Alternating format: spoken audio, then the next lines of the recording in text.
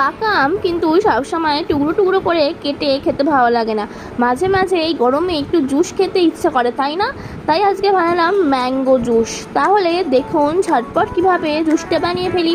সবার প্রথমে আমের খোলাগুলো আর আঁটিগুলো ফেলে ভেতরের নরম অংশটা নিয়ে নিলাম।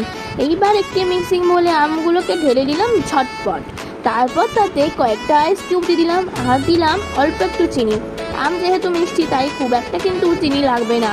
এইবার ঝপ করে মিক্সিং বোলটাকে ঘুরিয়ে নিলাম।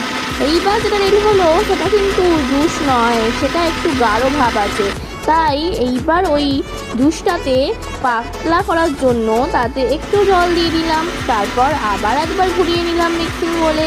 ব্যাস রেডি ম্যাঙ্গো জুস। এইবার আমি এক একটা করে গ্লাসে ঢেলে আর একটু করে আইস কিউব দিয়ে সার্ভ করলাম। আহা, গরমের জন্য পুরো অমৃত। আজকের মতো টাটা।